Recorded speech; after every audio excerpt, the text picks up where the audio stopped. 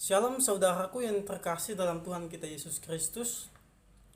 Pada kesempatan kali ini kita akan merenungkan kebenaran firman Tuhan. Kita akan belajar dari kebenaran firman Tuhan, mengisi hati kita, mengenyangkan rohani kita, memuaskan rohani kita yang dahaga akan kebenaran firman Tuhan.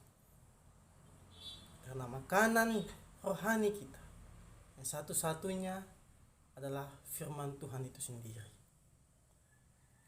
Sebelum kita merenungkan kebenaran firman Tuhan, mari kita bersama-sama memohon pertolongan Roh Kudus untuk membimbing kita, menuntun kita, mengerti dan memahami akan kebenaran firman Tuhan yang akan kita renungkan. Kita berdoa. Bapa di surga, kami mengucap syukur atas kehidupan yang Kau berikan kepada kami pada saat ini. Kami bersyukur pada saat ini kami masih merasakan cinta kasih Tuhan yang tidak pernah terlepas dalam kehidupan kami. Dan teristimewa Tuhan, pada saat ini kami akan mencicipi, kami akan menikmati firman. Mari Bapa, dalam perenungan firman Tuhan ini, Engkau kuatkan kami dengan pertolongan kuasa Roh-Mu yang kudus untuk dapat mengerti, dapat memahami akan kebenaran firman. Dan lebih daripada itu, agar kami dapat menerapkannya dalam kehidupan setiap kami pribadi lepas pribadi. Berfirmanlah Tuhan, karena setiap umat-Mu telah siap untuk mendengarkannya. Amin. Saudaraku yang terkasih dalam Tuhan kita Yesus Kristus, renungan firman Tuhan kita pada saat ini terambil dalam kitab Kolose pasal 2 ayat 6 sampai dengan ayat yang ke-8. Kolose pasal 2 ayat 6 sampai dengan ayat yang ke-8. Demikian bunyi firman Tuhan. Ayat 6, kamu telah menerima Kristus Yesus, Tuhan kita. Karena itu hendaklah hidupmu tetap di dalam Dia. Hendaklah kamu berakar di dalam Dia dan dibangun di atas Dia. Hendaklah kamu bertambah teguh dalam iman yang telah diajarkan kepadamu, dan hendaklah hatimu melimpah dengan syukur. Hati-hatilah supaya jangan ada yang menawan kamu dengan filsafatnya yang kosong dan palsu, menurut ajaran turun-temurun dan roh-roh dunia, tetapi tidak menurut Kristus. Demikian jauh pembacaan firman Tuhan. Yang berbahagialah kita yang mau melakukan firman Tuhan hari lepas hari. Saudaraku yang terkasih dalam Tuhan kita Yesus Kristus, tema perenungan firman Tuhan pada saat ini saya berikan tema bertumbuh di dalam Kristus. Bertumbuh di dalam Kristus. Bapak Ibu Saudara dikasih oleh Tuhan, surat ini surat Kolose, ditulis oleh Rasul Paulus. Teristimewanya pada saat itu untuk jemaat Tuhan yang berada di kota Kolose. Nah, kota Kolose sendiri ini terletak di dekat Laodikia, di bagian barat daya Asia Kecil. Kota Kolose berada pada jalur perniagaan. Melalui kota Kolose juga banyak agama-agama Asia masuk di dalamnya. Dan juga banyak para pedagang-pedagang yang membawa barang dagangannya untuk dibawa ke Roma melalui kota Kolose ini. Nah, penduduk kota Kolose sendiri ini terdiri dari orang-orang Figria. Itu dapat Ibu perhatikan di dalam pasal 1 ayatnya yang ke-27. Di sana dikatakan, kepada mereka Allah mau memberitahukan betapa kaya dan mulianya rahasia itu di antara bangsa-bangsa lain, yaitu Kristus ada di tengah-tengah kamu, Kristus yang adalah pengharapan akan kemuliaan. Kepada mereka yang dimaksud di sini adalah orang-orang Kolose itu sendiri, penduduk asli orang Kolose. yang notabene mereka adalah orang-orang fikria. Mereka ini memiliki latar belakang religius yang sangat bersifat emosional dan bersifat mistis. Mereka selalu berusaha mencari kepenuhan di dalam Tuhan. Mereka boleh dibilang orang-orang yang ingin mengisi kehidupan mereka untuk mengenal Tuhan, tetapi dengan cara yang menurut mereka masuk akal. Nah, sehingga ketika ada ajaran filsafat yang masuk dan memuaskan telinga mereka, masuk akal bagi mereka, mereka akan cepat terperdaya olehnya. Nah, mereka ini selalu berusaha mencari Tuhan.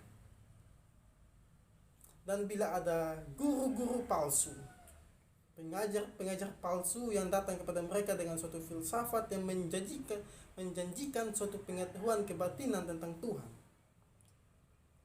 mereka langsung akan terpikat dan terperdaya oleh pengajaran palsu ini. Salah satu ajarannya ialah merendahkan diri, mungkin dengan cara bertapa.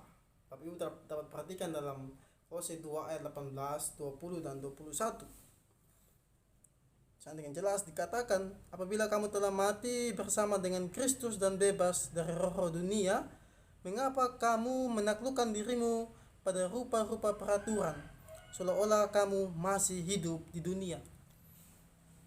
Jadi pengajaran nenek moyang ini masih dipegang oleh orang-orang Kolose. Dalam artian firman Tuhan ini tidak murni diterima oleh mereka. Mereka kadang masih mempercayai, masih meyakini adat istiadat, masih meyakini kepercayaan mistis yang diturunkan turun-temurun dari nenek moyang mereka, dari agama mereka sebelumnya.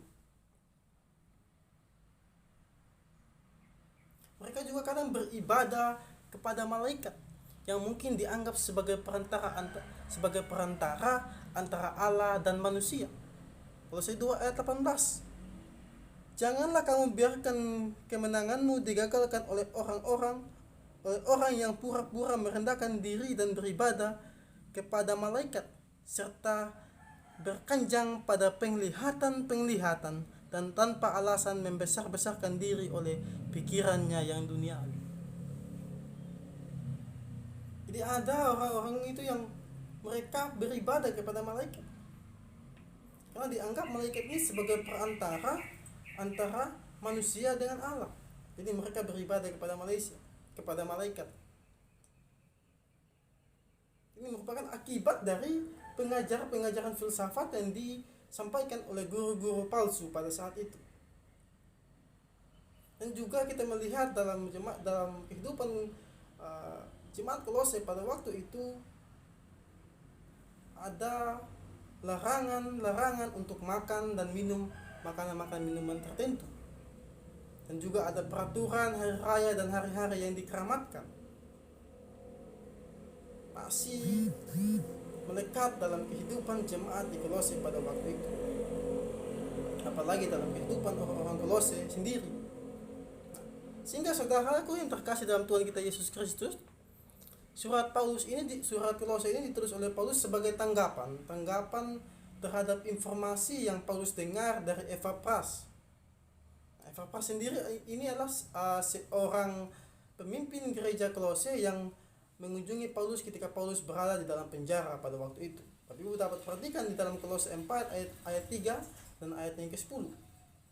4 ayat 3 di sana dikatakan, berdoa jugalah untuk kami supaya Allah membuka pintu untuk memberitakan kami, sehingga kami dapat berbicara tentang kasih Kristus yang karenanya aku dipenjarakan. Jadi pada waktu itu Paulus berada di dalam penjara ketika Paulus menulis surat Kolose ini. Ia menulis dari dalam penjara, dan segala hal yang ia dengar tentang situasi keadaan yang dialami oleh jemaat Kolose pada waktu itu, khususnya pasal 2 bacaan kita, didengar oleh Paulus dari Epafras. Juga dalam pasal 4 ayat 10 di sana dikatakan, salam kepada kamu dari Aristarkus, temanku sepenjara, dan dari Markus, kemanakan Barnabas. Tentang dia kamu telah menerima pesan, terimalah dia apabila dia datang kepadamu. Jadi jelas bahwa pada waktu itu Paulus berada di dalam penjara. Ketika ia di dalam penjara, dia menuliskan surat ini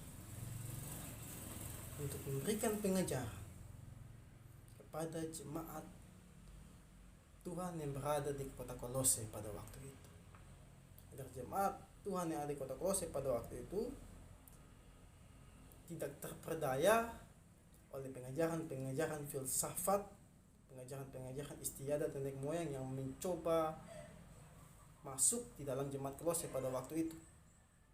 Bukan hanya mencoba masuk, bahkan yang sudah masuk di dalam jemaat Kolose pada waktu itu. Nah, pada waktu itu Epafras memberitahukan tentang keadaan dan situasi jemaat Kolose pada waktu itu. Informasi yang Epafras sampaikan yang pertama, bahwa jemaat Kolose tetap mengalami pertumbuhan di dalam Kristus meskipun berada dalam situasi penganiayaan dan penindasan. Dan yang kedua,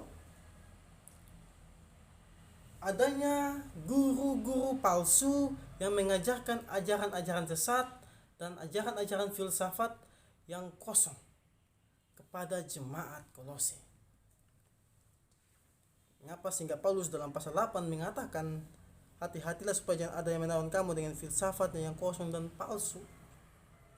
Karena inilah yang dialami oleh jemaat Kolose pada waktu itu. Adanya guru-guru palsu yang mengajarkan ajaran-ajaran filsafat ini. Saudaraku terkasih dalam Tuhan kita Yesus Kristus, para guru-guru palsu ini mengajarkan ajaran yang sesat. Namanya saja guru-guru palsu. Pasti pengajaran mereka itu menyesatkan dan berbeda dari pengajaran-pengajaran Rasul Paulus. Mereka ini tidak lain adalah orang-orang Kristen Yahudi. Orang-orang Yahudi yang telah menjadi Kristen, tetapi belum sepenuhnya meninggalkan tradisi Yahudi, tradisi nenek moyang mereka. Mereka memang orang Kristen, tetapi mereka masih percaya kepada pengajaran-pengajaran nenek moyang mereka. Nah, ajaran-ajaran mereka ini adalah suatu ajaran sinkretisme. Ajaran sinkretisme yaitu suatu ajaran campuran yang mengandung unsur-unsur agama Yahudi, unsur-unsur agama Kristen, dan juga unsur-unsur agama Gnostik Helenis, yaitu ajaran-ajaran dari berbagai daerah, ajaran-ajaran turun-temurun. Nah, ajaran sinkretisme itu sendiri merupakan perpaduan yang sangat beragam dari berbagai pemahaman, dari berbagai paham kepercayaan, dari berbagai aliran agama. Mereka memadukan semua pemahaman agama-agama dijadikan satu. Artinya bahwa pengajaran mereka ini merupakan hasil dari mencampur adukan berbagai unsur aliran atau paham agama untuk mencari keserasian dan keseimbangan, dan hasil dari keserasian dan keseimbangan inilah yang mereka sampaikan kepada jemaat Kolose pada waktu itu. Dan bukan hanya jemaat Kolose, pada setiap orang yang mereka temui, inilah yang mereka ajarkan. Bahkan kepada orang-orang Figria yang notabene mereka sangat-sangat terpukau ketika mendengar pengajaran-pengajaran filsafat. Ketika memuaskan pendengaran mereka, masuk akal bagi mereka, mereka akan langsung terpikat olehnya. Tetapi sesungguhnya pengajaran sinkretisme ini yang dibawa oleh guru-guru palsu pada waktu itu adalah pengajaran yang menyesatkan. Kenapa menyesatkan? Karena kebenaran firman Tuhan sudah dicampurkan dengan berbagai pengajaran-pengajaran agama lainnya.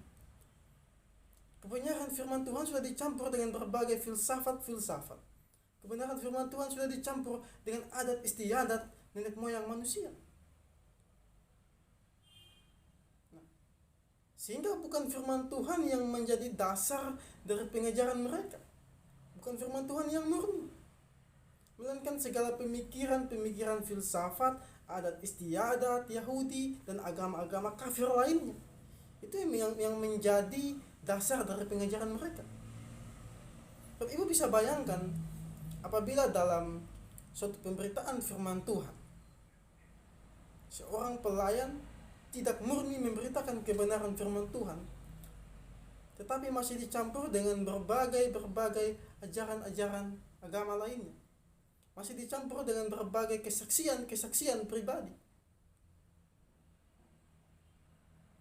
maka kemuliaan firman Tuhan yang menjadi otoritas satu-satunya untuk diberitakan dirampas oleh manusia, dirampas oleh iblis. Firman Tuhan tidak murni lagi karena sudah dicampur dengan berbagai pengajaran yang notabene tidak selaras dan tidak menurut dengan kebenaran firman Tuhan. Ini yang menjadi bahaya, sehingga Paulus menuliskan surat Kolose ini juga. Paulus tidak mau jemaat di Kolose pada waktu itu jatuh di dalam kesesatan yang disebabkan oleh pengajaran dari guru-guru palsu pada waktu itu. Sehingga saudaraku yang dikasihi oleh Tuhan, segala pengajaran guru-guru palsu ini tidak ada satupun yang mengarah kepada kebenaran Kristus sebagai inti dan dasar dari iman Kristen. Sehingga tentu segala ajaran dari para guru-guru palsu ini tidak akan mendatangkan suatu pertumbuhan rohani bagi para pendengarnya.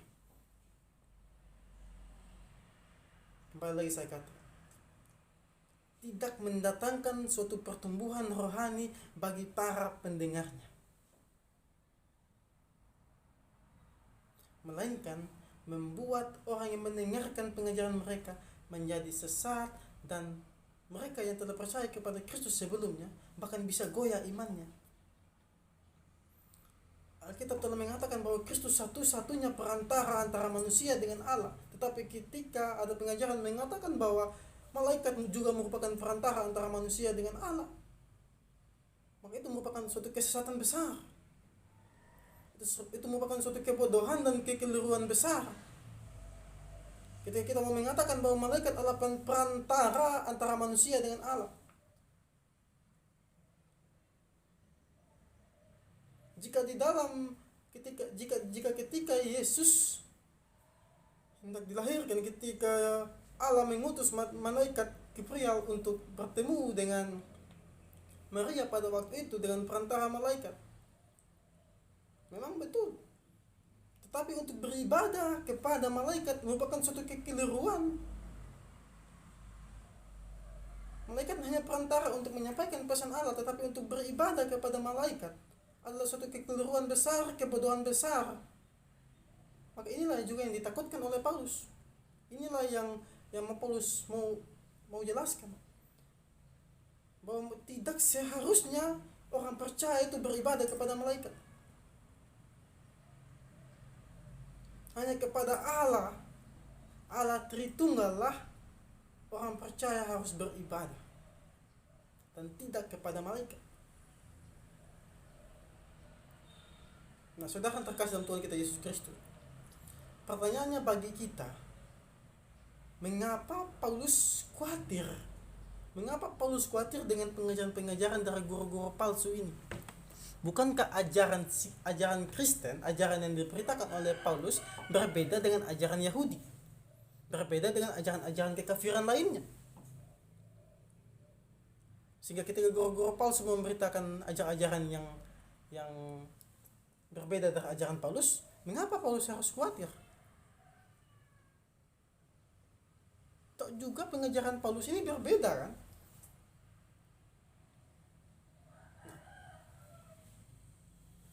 Saudara terkasih Tuhan kita Yesus Kristus, Paulus khawatir karena pengajaran mereka merupakan hasil dari pencampuran Injil Kristus dengan berbagai ajaran agama lainnya. Ini Injil Kristus sudah dibelokkan. Inilah yang Paulus mau tekankan. Paulus tidak mau Injil Kristus ini dibelokkan oleh guru-guru palsu ini. Paulus khawatir kenapa orang-orang guru-guru palsu ini menggunakan Injil Kristus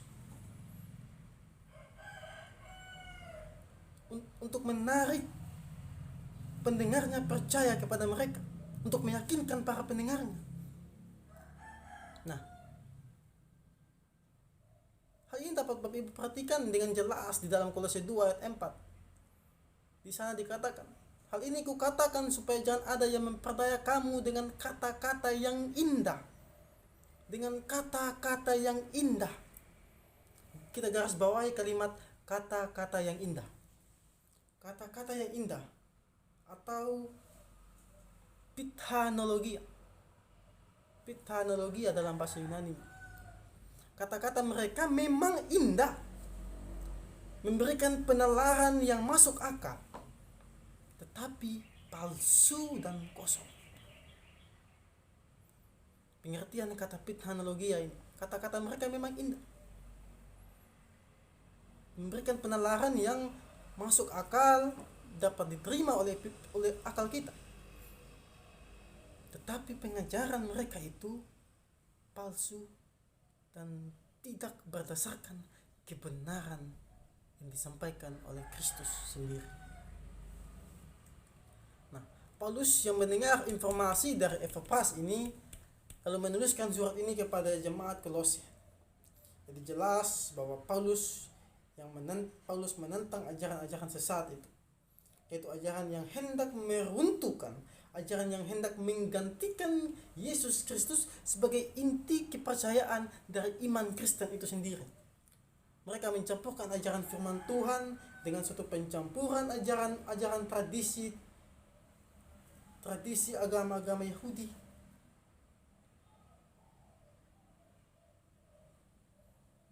Dengan pencampuran ajaran filsafat kafir. Mereka mencampurkan juga dengan firman Allah, dijadikan satu. Itu tadi mengapa saya katakan saudara bisa bayangkan jika dalam sebuah pemberitaan firman Tuhan, dalam sebuah khotbah, firman Tuhan bukan bahan satu-satunya untuk disampaikan, tetapi firman Tuhan telah dicampur dengan berbagai ajaran agama, tradisi, dan ajaran filsafat. Saudara bisa bayangkan apa adalah dampaknya bagi pertumbuhan rohani setiap orang yang mendengarkan. Dampak terbesarnya ialah kebenaran Yesus Kristus sebagai inti dan dasar dari iman Kristen akan runtuh. Inilah yang ini yang menjadi fokus utama dari guru-guru palsu ini. Ingin meruntuhkan inti dan dasar dari iman Kristen. Ingin menggantikan Kristus sebagai inti dan dasar dari iman Kristen.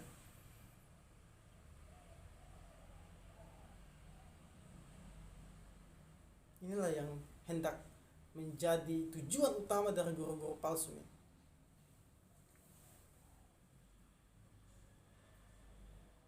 Nah, dan jika hal ini terjadi, Yesus Kristus sebagai inti dan dasar dari iman Kristen diragukan kemutlakannya, diragukan otoritasnya, maka kemurnian dari firman Tuhan akan runtuh.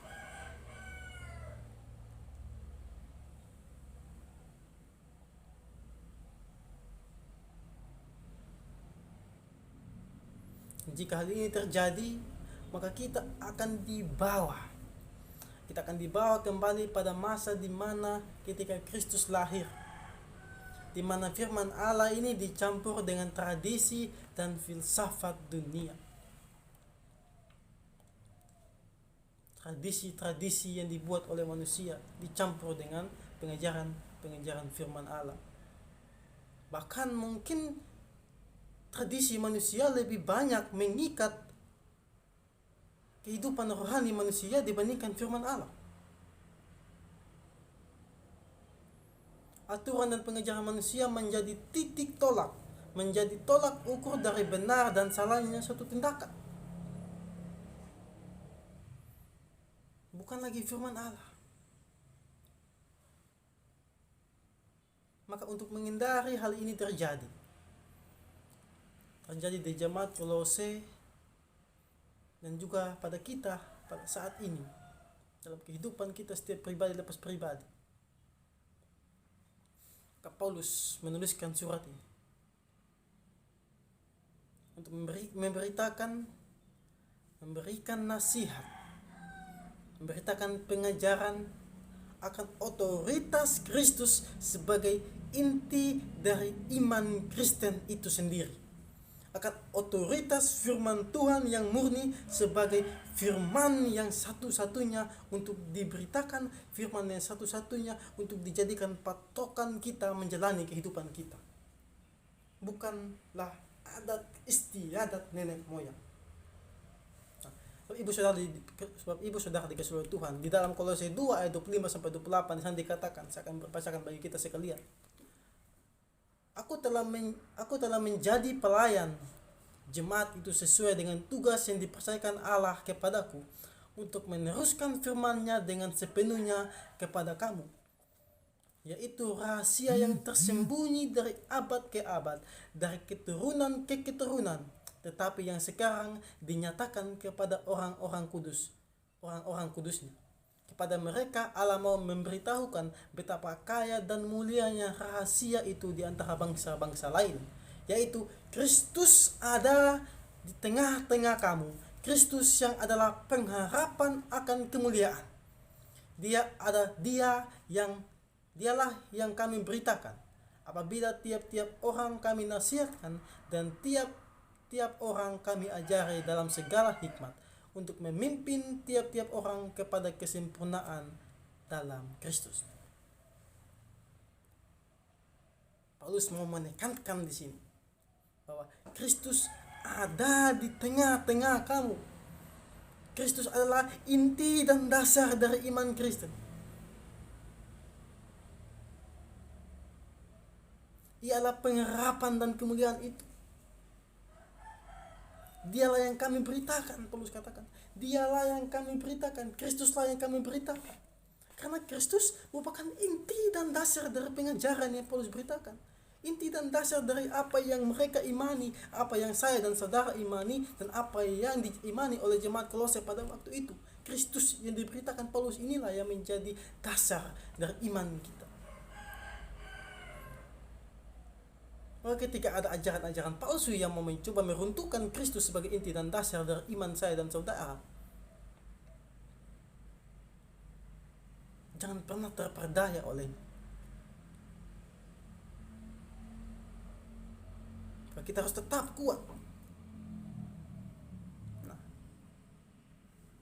Itu saudara dikasih oleh Tuhan. Melalui surat Paulus, melalui suratnya ini Paulus menasihatkan orang-orang percaya di jemaat Kolose bahwa kamu telah menerima Kristus Yesus, Tuhan kita. Karena itu hendaklah hidupmu tetap berakar di dalam Dia. Hendaklah hidupmu tetap di dalam Dia. Ayat 6 dikatakan, kamu telah menerima Kristus Yesus, Tuhan kita. Karena itu hendaklah hidupmu tetap di dalam Dia. Hendaklah kamu berakar di dalam Dia dan dibangun di atas Dia. Hendaklah kamu bertambah teguh dalam iman yang telah diajarkan kepadamu, dan hendaklah hatimu melimpah dengan syukur. Kita melihat apa yang dimaksud dengan hidupmu tetap berakar, bertambah teguh di dalam Kristus. Apa yang dimaksudkan? Hidupmu tetap berakar, bertambah teguh di dalam Kristus. Secara sederhana, mau saya katakan bahwa yang dimaksud di sini adalah bertumbuh di dalam Kristus. Kita berakar berarti kita bertumbuh. Kita tetap tetap teguh, berarti kita akan tetap mengalami pertumbuhan, tidak akan goyah. Nah, untuk mencapai semuanya itu, saudaraku yang terkasih, kita perlu memiliki komitmen untuk bertumbuh menuju suatu kedewasaan iman. Pertumbuhan itu hanya dapat terjadi di dalam Yesus Kristus. Nas ini dengan jelas menyatakan bahwa setiap orang percaya harus bertumbuh di dalam Kristus. Nas firman Tuhan yang kita bacakan ini dengan jelas menganjurkan kita bahwa setiap orang percaya harus bertumbuh di dalam Kristus. Satu-satunya di dalam Yesus Kristus. Ini bukan satu-satunya nas yang mau menyatakan bahwa pertumbuhan rohani terjadi dalam Yesus Kristus. Sangatlah penting. Seruan yang serupa juga dapat kita perhatikan di dalam 2 Petrus 3 ayat 18. Di sana dikatakan, tetapi bertumbuhlah dalam kasih karunia dan dalam pengenalan akan Tuhan dan juru selamat kita, Yesus Kristus. Artinya bertumbuh dalam kasih karunia dan dalam pengenalan akan Kristus. Allah menginginkan agar kita dapat menjadi dewasa dan mengembangkan karakteristik yang dimiliki oleh Yesus Kristus dalam kehidupan kita hari lepas hari, dalam kehidupan iman kita, dalam kehidupan rohani kita. Allah mau kita terus bertumbuh dan mengembangkan karakteristik Kristus dalam kehidupan kita, memanifestasikan Kristus dalam kehidupan kita. Menjadi permasalahannya adalah terkadang pertumbuhan jasmani kita seringkali tidak berjalan seimbang dengan pertumbuhan rohani. Banyak orang terus mengalami, setiap kita pribadi kita terus mengalami pertumbuhan jasmani, tetapi sedikit yang mengalami pertumbuhan rohani. Karena sesungguhnya baik pertumbuhan jasmani dan rohani harus berjalan bersamaan. Banyak orang lebih mementingkan kebutuhan jasmani mereka, mementingkan ekonomi bagi kebutuhan jasmani, sehingga mereka mengabaikan, melupakan pertumbuhan rohani. Semoga Bapak Ibu, saudara yang terkasih dan juga saya tidak menjadi salah satu dari mereka yang hanya mementingkan kebutuhan jasmani kita, mementingkan kebutuhan ekonomi, makanan, minuman kita, tapi yang senantiasa mau mementingkan pertumbuhan rohani kita. Saudaraku yang terkasih, pertumbuhan rohani tidak kita dapatkan secara otomatis, tidak secara instan kita dapatkan pertumbuhan rohani. Sebab pertumbuhan rohani adalah suatu proses yang panjang yang harus dipikirkan sejak saudara mengaku percaya dan menerima Yesus Kristus dalam hati dan kehidupan saudara. Jangan sampai kita sudah bertahun-tahun menjadi seorang Kristen, kita bertahun-tahun beribadah kepada Tuhan, setiap hari Minggu kita beribadah. Ketika ada ibadah-ibadah rumah tangga, ibadah kaum ibu, kaum bapa, ibadah pemuda, kita rajin beribadah. Tetapi pengenalan kita akan Kristus, pengenalan kita akan Tuhan tetap saja dangkal. Sebab jika demikian, maka kita sebenarnya sedang tidak mengalami pertumbuhan rohani. Maka ada yang salah dengan diri kita, ada yang salah dengan komitmen kita. Karena itu kembali periksa diri kita, apa yang salah, benahi kesalahan itu, ubah kesalahan itu. Pertanyaannya bagi kita, bagaimana kita dapat memiliki kehidupan yang terus bertumbuh di dalam Tuhan,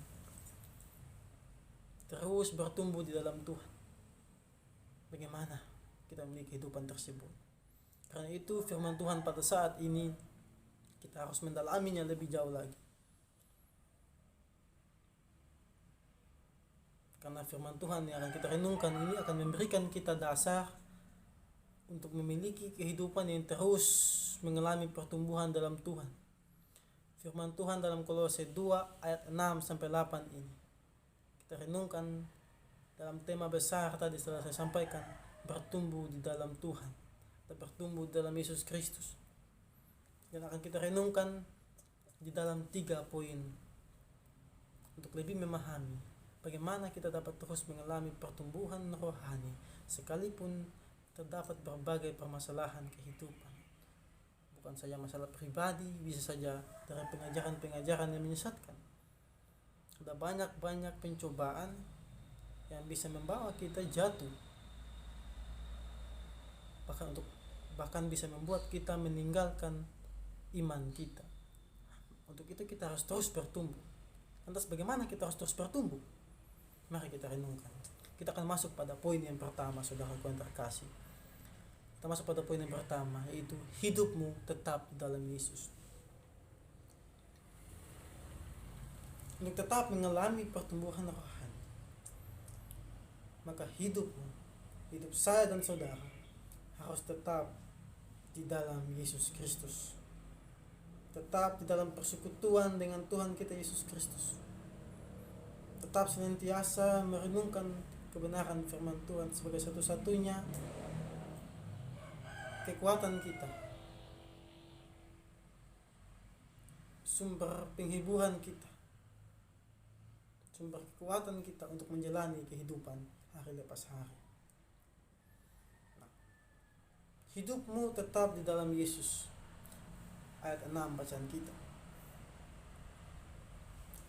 Hal yang paling esensi bagi setiap orang percaya yang mau bertumbuh secara rohani, ia harus menerima Kristus sebagai Tuhan dan Juru Selamatnya. Dan ketika sudah menerima Kristus sebagai Tuhan dan Juru Selamat, kita harus tetap hidup di dalamnya, tinggal di dalamnya. Nah, di sini kita melihat bahwa manusia tidak akan mengalami pertumbuhan rohani apabila dia belum menerima Kristus di dalam kehidupannya. Maka untuk mengalami pertumbuhan rohani ini, hal yang paling utama ialah menerima Yesus Kristus, menerima Kristus dalam kehidupan kita. Jika kita sudah menerima Kristus dalam kehidupan kita, maka kita akan masuk pada suatu proses yang selanjutnya dari pertumbuhan rohani kita, yaitu tinggal di dalam Kristus. Sebab pertumbuhan rohani kita hanya terjadi di dalam Yesus Kristus. Pertumbuhan rohani tidak mungkin terjadi di luar Tuhan. Karena itu Alkitab dengan tegas menyatakan, hendaklah hidupmu tetap di dalam Dia. Hendaklah hidupmu tetap di dalam Dia. Supaya apa? Supaya kita mengalami pertumbuhan itu. Supaya kita mengalami pertumbuhan rohani terus menerus. Ketika ada mengatakan bahwa ia Kristen tetapi tidak hidup di dalam Tuhan, maka sesungguhnya ia tidak mengalami pertumbuhan rohani. Ketika kita mengaku Kristen tetapi kehidupan kita jauh daripada Tuhan, maka sesungguhnya kita bukan Kristen yang sejati. Orang Kristen adalah mereka yang memanifestasikan Kristus dalam kehidupan mereka, memanifestasikan firman Tuhan dalam setiap kehidupan mereka, dalam perkataan, perbuatan, dan tindakan mereka. Pertumbuhan rohani butuh proses, dan proses mempunyai dasarnya. Dasarnya ini menerima Kristus dan tinggal di dalam Dia. Pertumbuhan rohani hanya dapat terjadi di dalam Kristus Yesus.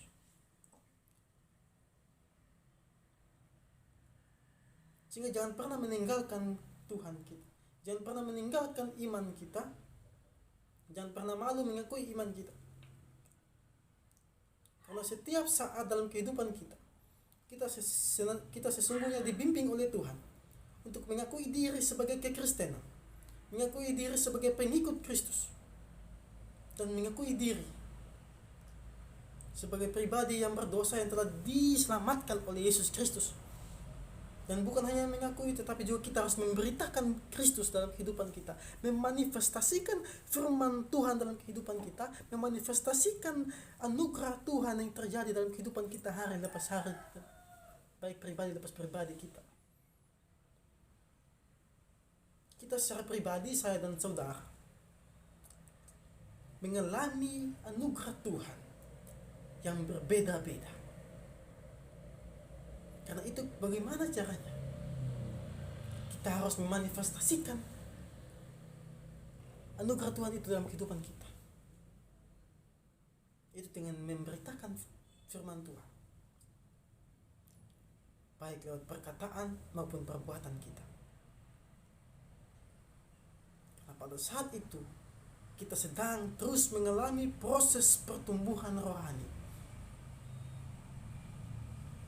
Saudaraku yang terkasih dalam Tuhan kita Yesus Kristus, pertumbuhan rohani hanya terjadi di dalam Tuhan Yesus Kristus. Kita melihat di sana dikatakan, hendaklah hidupmu tetap. Ayat 7 bacaan kita. Hendaklah, ayat 6 bacaan kita. Karena itu hendaklah hidupmu tetap. Hendaklah hidupmu tetap. Kalimat ini merupakan suatu kalimat perintah. Hendaklah hidupmu tetap. Ini merupakan kalimat perintah atau kalimat yang menegaskan kemauan Paulus kepada jemaat Kolose pada waktu itu. Dan juga pada kita yang mendengarkan firman Tuhan saat ini. Ini merupakan perintah bagi kita. Karena dapat dilihat dari bahasa aslinya, yaitu peripateo. Peripateo ini merupakan kalimat imperatif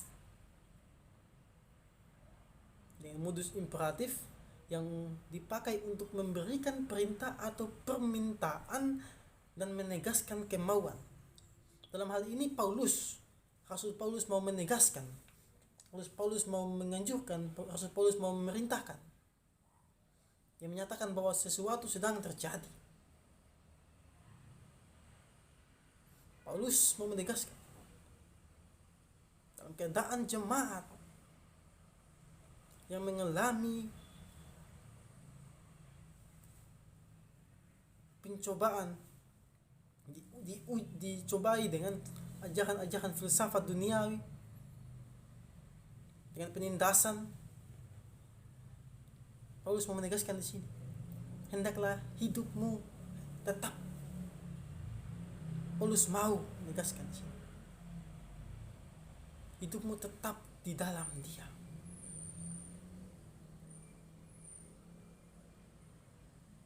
Paulus mau menyatakan bahwa ia menginginkan jemaat Kolose yang telah menerima Kristus agar seluruh kehidupannya tetap berada di dalam Yesus Kristus.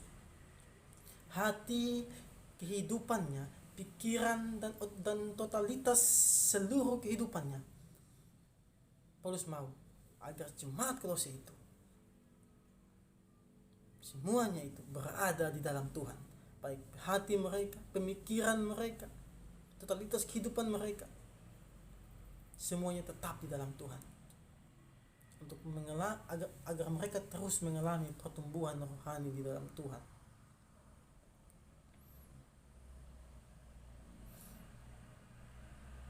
Nah, dalam hal ini segala pola pikir, tingkah laku dan seluruh aspek kehidupan jemaat Kolose senantiasa menunjukkan, mencerminkan karakteristik yang dimiliki oleh Yesus Kristus.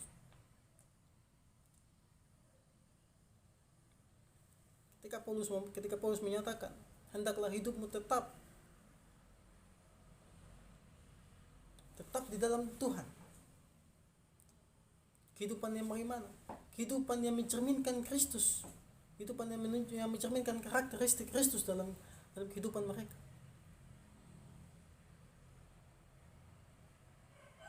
Baik dalam pikiran mereka, hati mereka, tingkah laku, perbuatan, perkataan mereka harus tetap di dalam Kristus. Bukan berdasarkan ajaran-ajaran filsafat duniawi, istiadat nenek moyang, yang kelihatannya masuk akal, dapat diterima oleh akal sehat, tetapi sungguhnya itu pengajaran yang palsu, pengajaran yang bertentangan dengan kebenaran firman Tuhan. Maka Paulus katakan, hendaklah hidupmu tetap di dalam Tuhan. Di dalam Tuhan kita dapat bertumbuh, di dalam Tuhan kita dapat memanifestasikan kehidupan kekristenan kita. Di dalam Tuhan kita dapat menjalani kehidupan kekristenan kita sesulit apapun, bahkan dalam situasi saat ini, dalam pandemi COVID-19 ini. Kita terus dapat mengalami pertumbuhan rohani, kita terus dapat memanifestasikan iman kita sekalipun berada dalam wabah COVID-19 ini. Karena apa? Kita terus berada di dalam Tuhan. Kunci satu-satunya untuk tetap, kunci yang utama untuk tetap mengalami pertumbuhan rohani, dan yang paling esensi adalah tetap di dalam Tuhan. Menerima Tuhan dan tetap di dalam Tuhan. Tinggal di dalam Dia. Tetap berarti tinggal di dalam Tuhan. Tidak kemana-mana, tidak keluar sini sana. Tinggal di dalam pengajaran, tinggal dalam persekutuan dengan Tuhan, membangun relasi dengan Tuhan setiap saat. Nah, balik lagi saya tegaskan bahwa sesuai kebenaran firman Tuhan, bahwa pertumbuhan rohani yang tidak dapat terjadi di luar Kristus. Pertumbuhan rohani tidak dapat terjadi di luar Kristus. Karena itu saudaraku kasih dalam Tuhan, Rasul Paulus dengan jelas, lebih jelas lagi memperjelas perkataan sebelumnya dengan kalimat hendaklah hidupmu tetap. Kata tetap tadi dijelaskan Paulus, diperjelaskan lagi Paulus dengan kata di dalam Dia. Jika tadi dikatakan hendaklah hidupmu tetap, maka sekarang Paulus katakan di dalam Dia. Dia yang dimaksud di sini adalah Yesus Kristus. Inti dan dasar dari iman Kristen. Inti dan dasar dari iman saya dan saudara.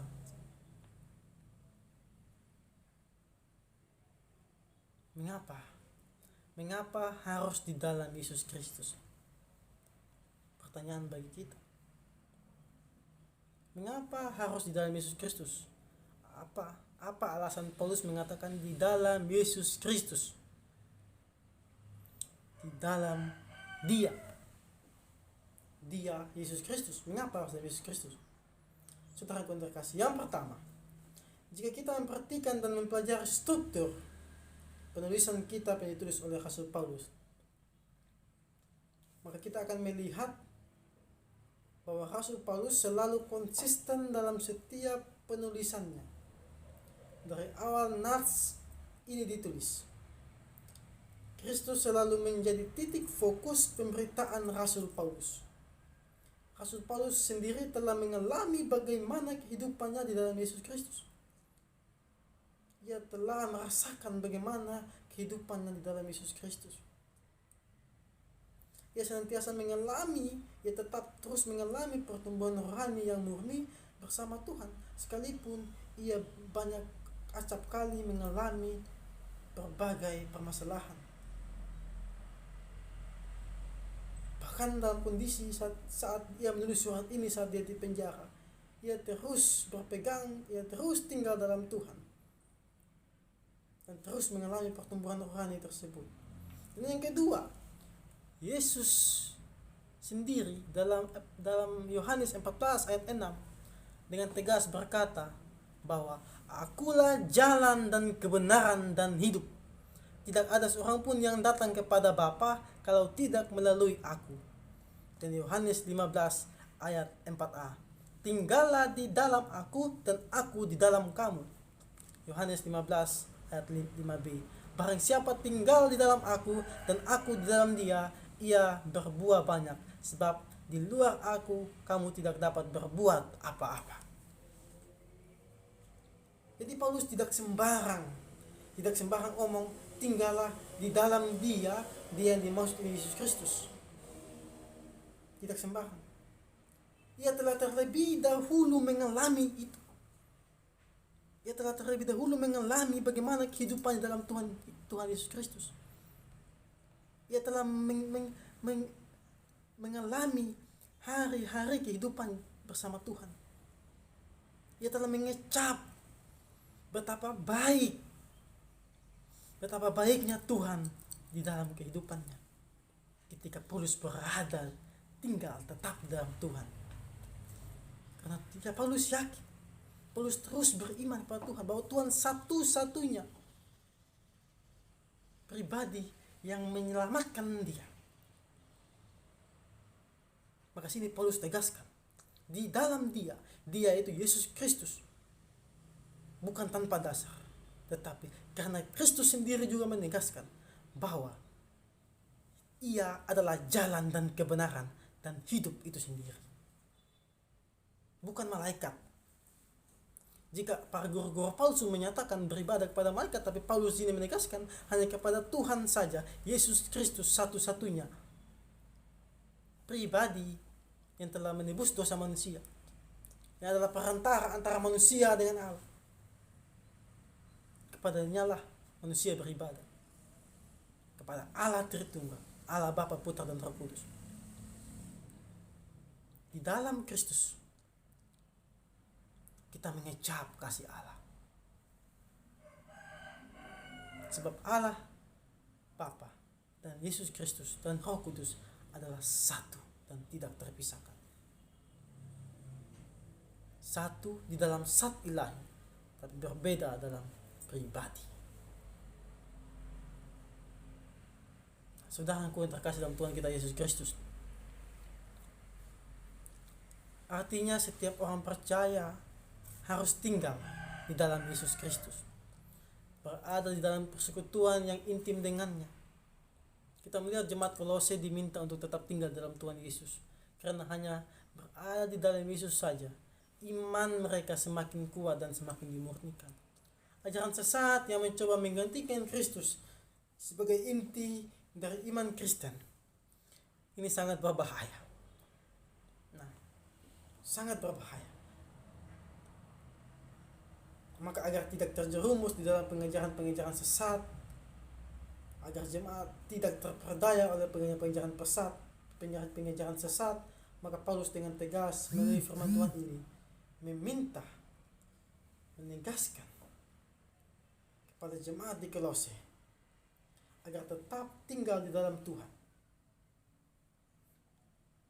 Sebab inilah yang dikehendaki oleh Allah untuk dilakukan oleh jemaat Kolose dan juga untuk setiap orang percaya di segala zaman, termasuk saudara dan saya pada saat ini. Ini adalah perintah yang harus dilakukan oleh setiap orang percaya, bahwa ketika kita menerima Yesus di dalam hati dan kehidupan kita, maka mereka harus tetap tinggal di dalam Dia. Kita harus tetap tinggal di dalam Dia, agar kita semakin mengalami pertumbuhan rohani. Kita memiliki hubungan yang intim dengannya, dan iman kita semakin kuat dan semakin dimurnikan. Bukan hanya itu saja, jika kita tinggal dalam Tuhan, ada banyak aspek-aspek pertumbuhan rohani yang luar biasa yang akan kita nikmati. Pertanyaannya bagi kita, maukah kita tinggal di dalam Tuhan dan menikmatinya? Jika saudara sudah tahu bahwa hanya di dalam Tuhan saja kita dapat terus mengalami pertumbuhan rohani, dalam Tuhan kita terus dimurnikan iman kita, pertanyaannya, maukah kita untuk terus tinggal di dalam Tuhan, untuk terus dimurnikan, untuk terus mengalami pertumbuhan rohani? Ingat bahwa di luar Kristus kita tidak akan pernah mengalami pertumbuhan rohani. Di luar Kristus kita tidak akan pernah mengalami kemurnian iman. Masih maukah kita tinggal di luar Kristus? Jika kita tahu bahwa firman Tuhan katakan bahwa hanya Kristus satu-satunya jalan kebenaran dan hidup, masihkah kita mau tinggal di luar Dia? Tidakkah kita rindu untuk tinggal di dalam Dia? Ya, terkadang memang kita bilang kita mau tinggal dalam Tuhan. Ada satu waktu mungkin kita berkata bahwa Tuhan, saya ingin hidup lebih baik lagi. Saya ingin hidup dekat dengan Tuhan. Tetapi situasi kehidupan ini memaksa kita, memaksa saudara, menyebabkan saudara malah semakin jauh daripada Tuhan. Maka sesungguhnya ada yang salah dengan kehidupan kita. Periksa kembali komitmen kita. Periksa kehidupan kita. Mana yang harus kita prioritaskan? Kehidupan dunia kita ataukah kehidupan rohani kita? Tuhan bilang, carilah dahulu kerajaan Allah dan kebenarannya, maka semuanya itu akan ditambahkan kepadamu. Jikalau yang ditambahkan ini yang kita kejar, tetapi hal yang paling esensi kerajaan Allah dan firman-Nya ini tidak kita kejar, maka periksa kembali komitmen kita. Ada yang salah dengan hati kita. Jangan kita balik. Tuhan bilang carilah dahulu kerajaan Allah dan kebenarannya, maka semuanya itu akan ditambahkan kepadamu. Jangan kita balik. Jangan yang ditambahkan yang kita cari, sedangkan yang kita cari ini kita minta untuk ditambahkan. Ini kesalahan besar di situ. Yang seharusnya kita cari, kita minta untuk ditambahkan. Ingat? Yang seharusnya kita cari, kita minta untuk ditambahkan. Tetapi yang ditambahkan ini, inilah yang kita cari, yang menjadi prioritas kita. Inilah kesalahan besar dari setiap orang Kristen yang belum mengalami pertumbuhan rohani. Yang ditambahkan yang dicari, tetapi yang dicari ini minta untuk ditambahkan oleh Tuhan. Tuhan, saya mau untuk hidup dalam Engkau. Kita minta untuk ditambahkan. Kita minta untuk hidup dalam Tuhan. Tapi kita tidak mau mencari Tuhan.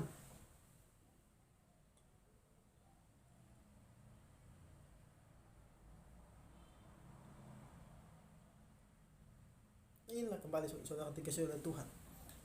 Untuk terus mengalami pertumbuhan rohani. Tetap tinggal dalam Tuhan. Karena Tuhan adalah satu-satunya. Tuhan sendiri dengan tegas mengatakan, Tuhan Yesus Kristus sendiri mengatakan bahwa akulah jalan kehidupan itu sendiri, sumber kehidupan itu. Yohanes 14 ayat 6, akulah jalan dan kebenaran dan hidup. Yesus sendiri katakan. Ini adalah suatu kalimat yang sangat-sangat menguatkan hati saya dan saudara. Kristus yang adalah inti dan dasar dari iman Kristen, satu-satunya jalan kebenaran dan hidup itu. Jika kita ingin terus berjalan di jalan kebenaran, maka tinggal di dalam Dia. Jika kita ingin terus hidup di dalam pertumbuhan rohani yang baik, harus tinggal di dalam Tuhan. Tidak bisa di luar Tuhan. Harus di dalam Tuhan. Nah, saudaraku yang terkasih dalam Tuhan kita Yesus Kristus,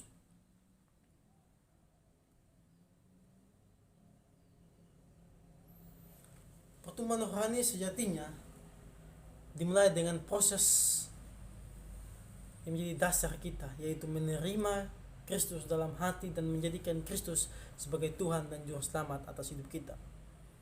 Perhatikan ayat 6, kata tetap. Tetap. Kata ini memiliki pengertian tidak berubah, tidak goyah, dan tetap konsisten. Dalam hal ini setiap orang yang telah menerima Yesus Kristus memiliki tanggung jawab untuk tetap konsisten di dalam Kristus. Karena itu Allah menghendaki agar orang percaya dapat tetap di dalam Kristus. Artinya Allah menghendaki setiap kita tidak keluar jalur. Sebab apabila kita keluar dari Kristus, kita tidak tinggal dalam Kristus, maka sesungguhnya kita telah keluar dari anugerah Allah. Sesungguhnya kita tidak menikmati anugerah Allah.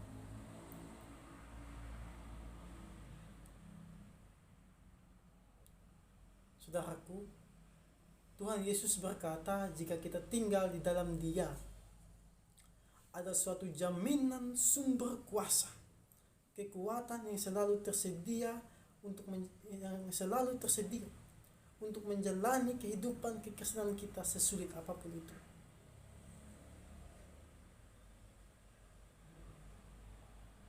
Apalagi pada saat seperti ini.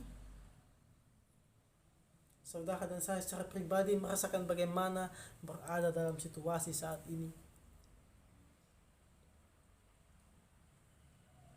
Untuk beribadah, mungkin ada sedikit gereja yang masih buka, tapi ada beberapa gereja yang mungkin sudah ditutup dan ibadah online.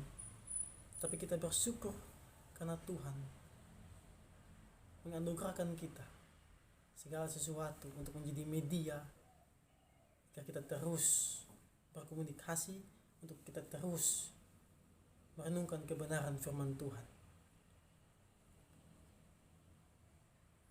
Karena itu saudara dikasihi Tuhan, untuk melewati masa-masa seperti ini, kita harus selalu mengandalkan Tuhan. Kita harus selalu mengandalkan Tuhan Allah dan tetap tinggal di dalam Dia, agar iman kita tetap mengalami pertumbuhan rohani yang sehat. Apa yang kita alami saat ini tidak lebih besar dibandingkan yang dialami oleh jemaat Kolose pada waktu itu. Jemaat Kolose lebih parah lagi. Mereka berada dalam penganiayaan, penindasan karena Injil Kristus. Karena mereka percaya kepada Kristus. Mereka juga mengalami penyesatan yang luar biasa dari guru-guru palsu yang membawa ajaran sinkretisme. Bayangkan itu. Tetapi Epaphras katakan, sampaikan kepada Paulus bahwa jemaat Kolose tetap mengalami pertumbuhan rohani itu. Tetap mengalami pertumbuhan rohani dalam Tuhan Yesus Kristus. Mengapa? Karena mereka tetap stay connected dengan Tuhan, tetap tinggal dalam Tuhan, tetap terhubung dengan Tuhan, membangun relasi dengan Tuhan. Maka itu juga harus kita lakukan pada saat-saat seperti ini dalam kehidupan kita. Terus membangun hubungan dengan Tuhan, relasi terus kita bangun dengan Tuhan, agar kita terus mengalami pertumbuhan rohani, agar kita tidak mundur ke belakang, tetap kita terus maju ke depan.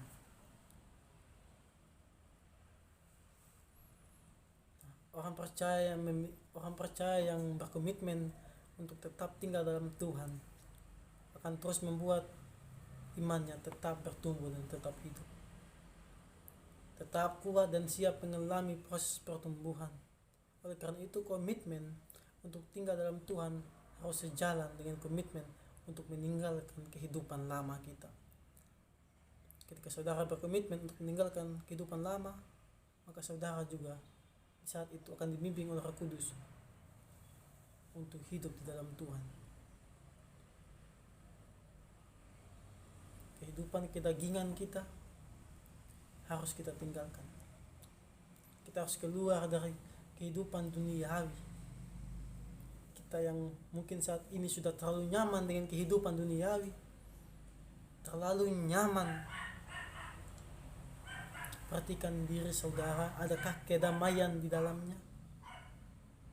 Jika tidak, maka datanglah kepada Tuhan. Minta Tuhan untuk memampukan saudara untuk keluar dari kenyamanan duniawi itu. Karena sekalipun saudara merasa nyaman dalam dunia ini dengan kenyamanan duniawi, firman Tuhan katakan bahwa semuanya itu sia-sia karena saudara tidak berada di dalam Kristus. Ketika kita berada dalam Kristus, sekalipun kita mengalami penindasan, penganiayaan, mengalami sakit, penyakit, mengalami kesusahan dan musibah, ketika kita berada dalam Kristus, maka semuanya itu akan membuat kita semakin bertumbuh. Tidak sia-sia kita mengalami kita mengalami ujian, tantangan kehidupan. Karena semuanya itu merupakan proses ujian untuk menguatkan, memurnikan iman kita.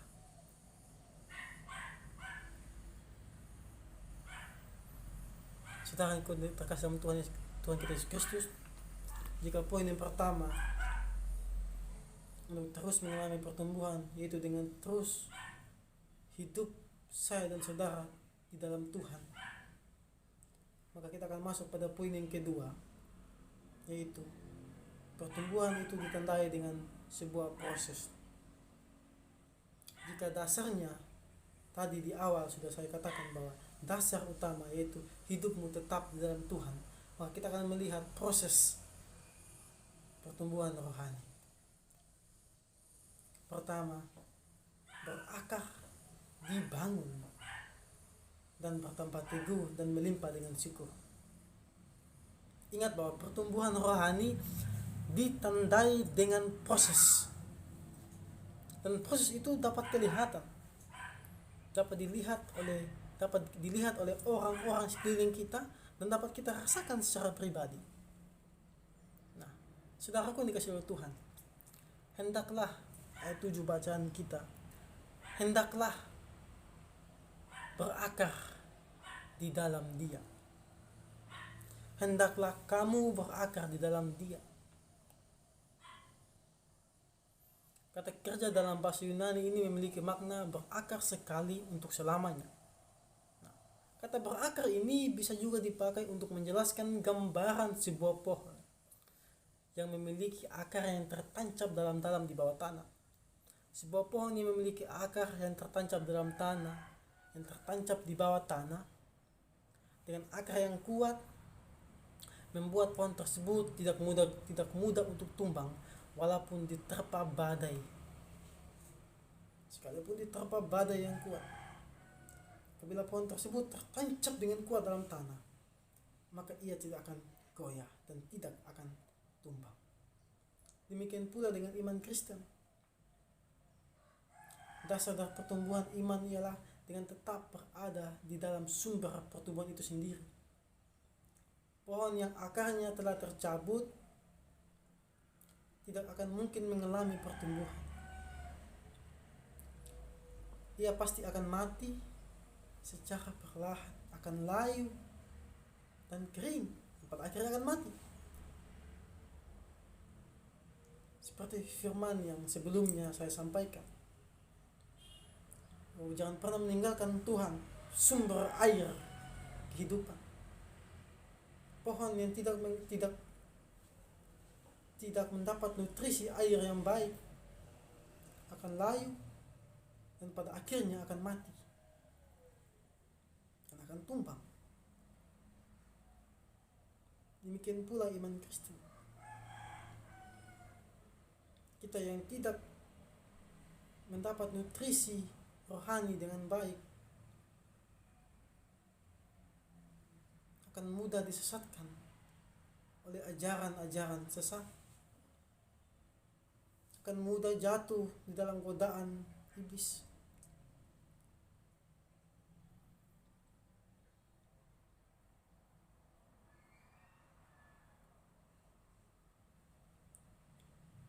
Paulus memakai suatu perumpamaan tentang pohon dalam nats ini. Pohon yang akhirnya telah tercabut pasti akan tumbang dan akan mati. Tetapi pohon yang terus berakar menancap ke dalam tanah, terus berakar, akan tetap kokoh dan akan tetap kuat. Demikian pula orang Kristen. Apabila ia terus berada di dalam Tuhan, tinggal di dalam Tuhan, ia akan terus mengalami pertumbuhan rohani, akan terus tetap kuat menjalani kehidupan kekristenan sesulit apapun itu. Sebaliknya jika kita tidak berada di dalam Tuhan, iman kita akan semakin lemah dan mudah untuk disesatkan. Dengan iman yang kuat dan murni akan memampukan kita menjadi seperti sebuah tanaman, sebuah pohon yang kokoh yang menghadapi angin-angin pengajaran yang sesat. Bandingkan dengan Efesus 4 ayat 4. Akar pohon yang baik, Bapak Ibu, akar pohon yang baik akan masuk ke dalam tanah. Masuk ke dalam tanah, terus masuk dan menyerap nutrisi dari dalam tanah. Dia bukan hanya masuk ke dalam tanah, tapi juga menyerap nutrisi dari dalam tanah. Agar menjadi sebuah sarana yang dapat mensuplai nutrisi sebuah pohon. Sehingga pohon itu dapat terus mengalami pertumbuhan. Tanpa akar yang baik, maka pohon tersebut tidak akan kuat. Dan ketika ada angin kencang datang, pasti akan tumbang. Tapi dengan akar yang kuat, sekalipun angin kencang, pohon tersebut tidak akan mudah tumbang. Demikian pula paradoksnya dengan iman Kristen. Jika kita terus mengisi hati, kehidupan kita, pemikiran kita dengan firman Tuhan, dengan terus tetap tinggal dalam Tuhan, maka ketika ada pengajaran yang sesat yang kelihatannya masuk akal, tidak akan mudah kita tersesatkan. Ketika kita mengalami suatu permasalahan kehidupan, pencoba, kita mengalami ujian kehidupan, ketika ada badai kehidupan dalam kehidupan kita tidak akan mudah goyah, kita tidak akan mudah untuk jatuh. Malah sebaliknya, kita akan membuat kita terus mengalami pertumbuhan rohani.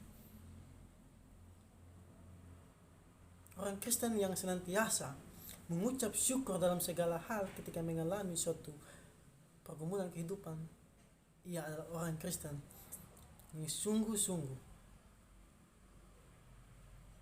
menikmati kasih Allah. Saudaraku yang terkasih dalam Tuhan kita Yesus Kristus, dengan akar yang kuat dan yang kokoh, juga secara langsung memberikan suatu kekuatan dan kemantapan bagi pohon yang bertumbuh di atasnya. Bukan saja akarnya yang menjadi titik pusat, tetapi batang dan batang pohonnya juga akan menjadi kokoh dan kuat. Pohon akan tetap kokoh dan kuat apabila akarnya tertancap dalam tanah dalam-dalam. Semakin akar itu terus menembus jauh ke dalam tanah, semakin kuat tanaman tersebut. Akar selalu masuk ke dalam tanah, selalu terus masuk ke dalam tanah dengan tujuan membangun dasar yang kuat. Ingat, akar pohon terus masuk ke dalam tanah bukan hanya mengalami suatu pertumbuhan. Pertumbuhan itu bukan hanya dilihat dari batang pohon dan daun-daun dan rantingnya, tetapi lihat juga di akarnya.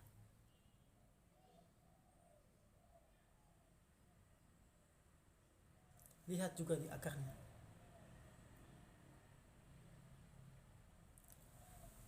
Pertumbuhan pohon tidak akan pernah terlepas dari akar yang terus menembus ke dalam tanah, yang terus masuk ke dalam tanah, yang terus membangun pondasi. Akar membangun pondasi yang kuat.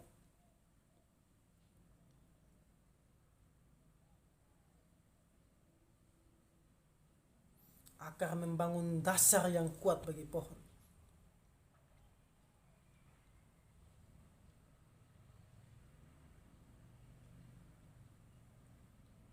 Demikian halnya dengan kehidupan iman kita.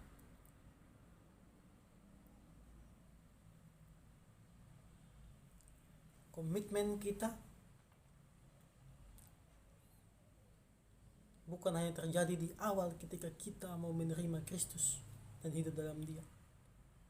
Pertumbuhan rohani kita tidak akan terlepas dari komitmen kita.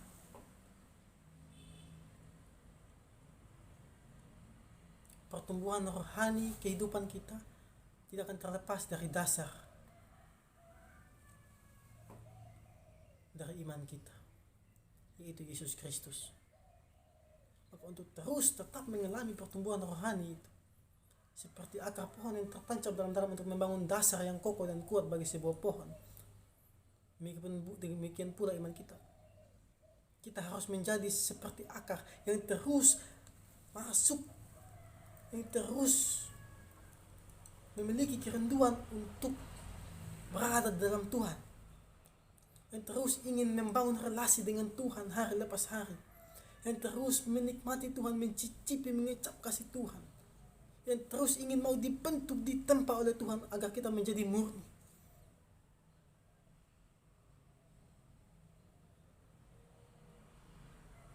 Inilah dasar dari kehidupan kita. Yaitu kita terus membangun relasi dengan Tuhan, membangun komunikasi dengan Tuhan.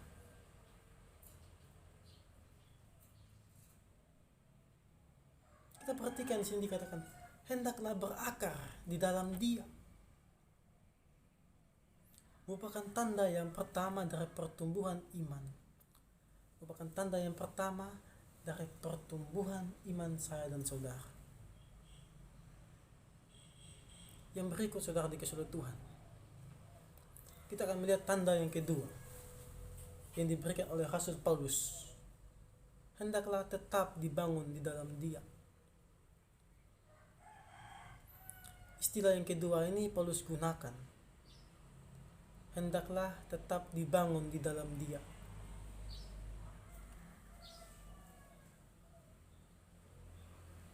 Istilah yang kedua yang Paulus pakai adalah istilah yang dapat kita perhatikan dalam bidang arsitektur.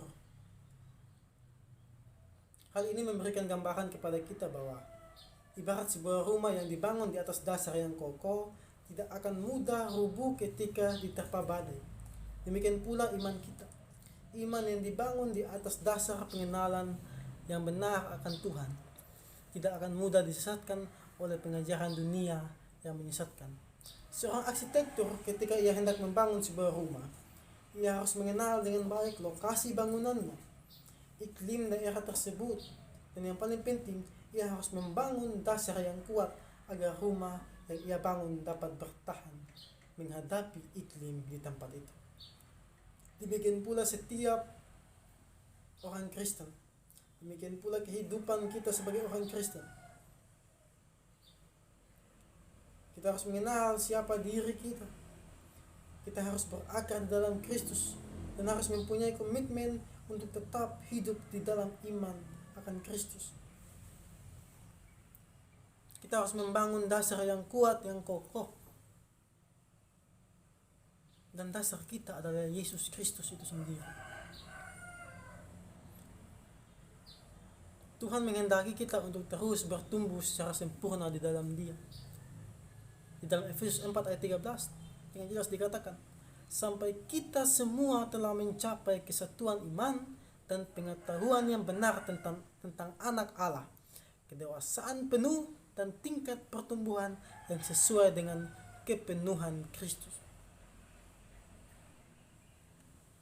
Tuhan menghendaki kita untuk terus bertumbuh secara sempurna di dalam Dia. Jadi tanda yang ketiga yang dijelaskan oleh tanda yang kedua yang Paulus jelaskan.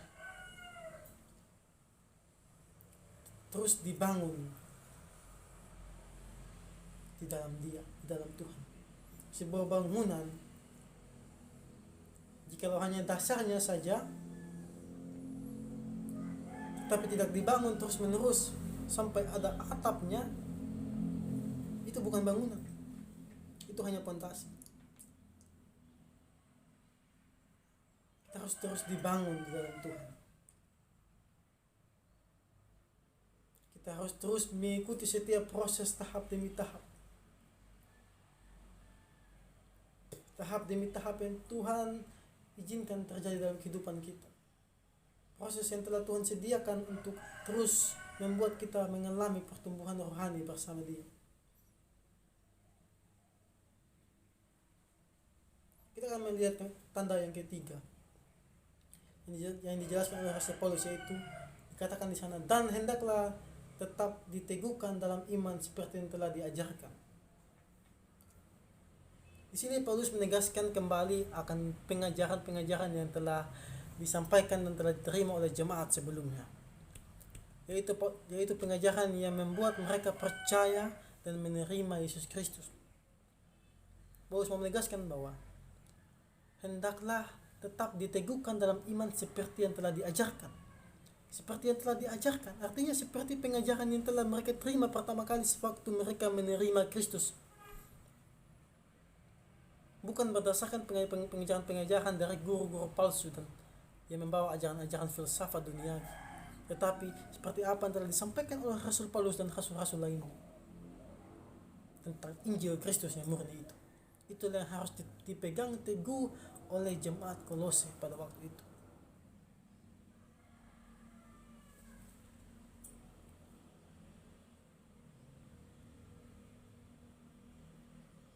Artinya bahwa apa yang telah mereka dengar dari para rasul dan para penginjil lainnya tentang Yesus Kristus, hendaklah pengajaran itu menguatkan dan meneguhkan mereka dan menjadikan itu sebagai dasar kebenaran dan dasar untuk tetap percaya kepada Yesus Kristus. Menjadikan itu sebagai suplemen nutrisi rohani mereka, sebagai sumber kekuatan mereka. Paulus mengingatkan jemaat Kolose bahwa pengajaran yang telah disampaikan kepada mereka adalah pengajaran yang murni. Dan pengajaran yang murni itu akan senantiasa meneguhkan iman setiap orang percaya. Iman akan terus bertambah teguh jika kita tetap memegang firman Tuhan dan mengandalkan Tuhan di saat kita berhadapan dengan masalah dan situasi apapun. Mengandalkan Tuhan dalam setiap aspek kehidupan kita. Firman yang hidup di dalam kehidupan kita akan membuat iman saya dan saudara semakin teguh.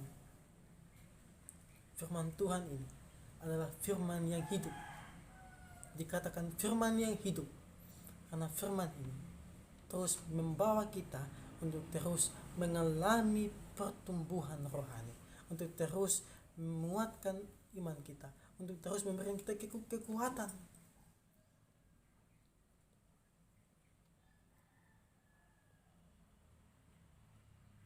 Dan terus meneguhkan kita. Sedangkan dikasih Tuhan, dan tanda yang keempat dari pertumbuhan rohani yang dijelaskan oleh Paulus dalam ayat 7 ini dikatakan tetap berlimpah dengan pengucapan syukur. Tanda yang keempat, tetap berlimpah dengan pengucapan syukur. Kita melihat bahwa kembali sini Paulus menyinggung soal mengucap syukur, ucapan syukur. Di dalam Kolose 1 ayat 3 dan juga ayat 12 kita mendapati bahwa Paulus begitu menekankan pentingnya mengucap syukur kepada Allah. Dari sini kita mendapatkan suatu pemahaman bahwa mengucap syukur merupakan ciri kehidupan Kristen. Kita mengucap syukur karena apa? Karena anugerah Allah dalam kehidupan kita. Pada saat mana kita mengucap syukur? Setiap saat. Bahkan ketika saat ini saya dan saudara bernafas, itu adalah anugerah Allah. Maka sudah hendaknya kita mengucap syukur atas setiap anugerah Allah yang diberikan kepada kita. Kehidupan mengucap syukur ini adalah kehidupan yang terus menerus terjadi dalam kehidupan kita. Artinya saya mau katakan begini, ketika saudara merasakan kasih Allah,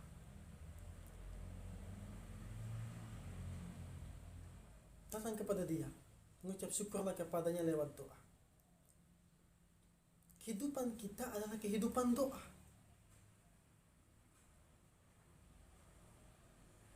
Mengucap syukur kepada Allah sebagai tanda bahwa kita sadar bahwa apa yang kita nikmati adalah datang dari Allah.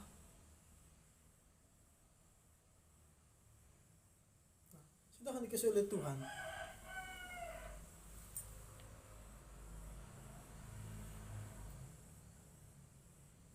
Orang yang senantiasa bersungut-sungut, orang yang tidak senantiasa mengucap syukur, malahan sebaliknya, ia senantiasa bersungut-sungut, tidak akan pernah bisa mengucap syukur, dan juga tidak akan pernah mengalami pertumbuhan rohani dalam Kristus dengan baik. Apabila senantiasa kita bersungut-sungut, ketika menghadapi masalah kita bersungut-sungut, menyalahkan orang lain, menyalahkan Tuhan, tetapi kita tidak mau untuk mengucap syukur.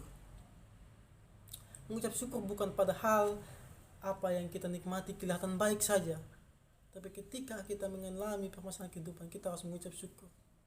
Karena apa? Karena Tuhan kita ada bersama kita. Tuhan kita ada di samping kita.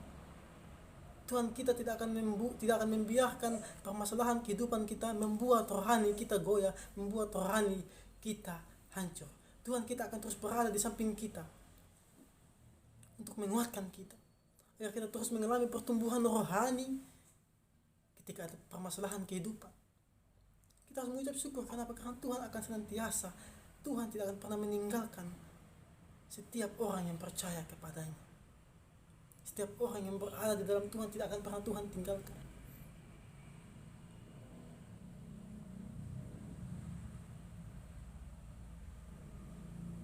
Karena itu sudah dikasih Tuhan,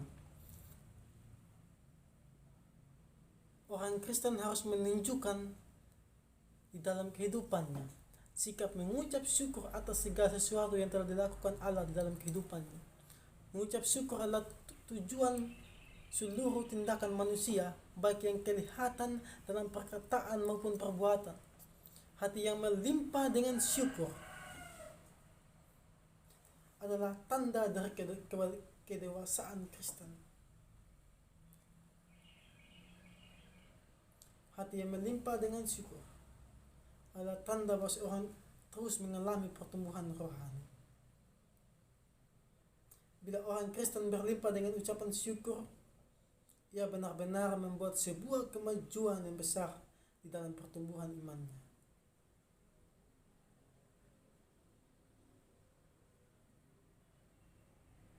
Firman Tuhan dengan jelas menegaskan bahwa Allah menghendaki setiap kita, setiap orang yang percaya kepadanya terus mengalami pertumbuhan rohani yang baik. Bertumbuh adalah suatu yang dapat diamati oleh orang lain dari kehidupan kita. Artinya jika kita bertumbuh, pasti ada perubahan ke arah yang lebih baik, dan hal itu selalu akan kelihatan, selalu akan dirasakan oleh orang-orang di sekitar kita.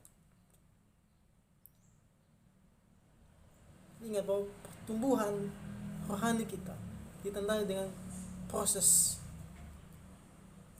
terus berakar, bertumbuh, tetap pada pengajaran yang telah diberitakan, tetap pada pengajaran yang benar. Kita harus dibangun dalam Kristus. Dan terakhir, kita harus mengucap syukur.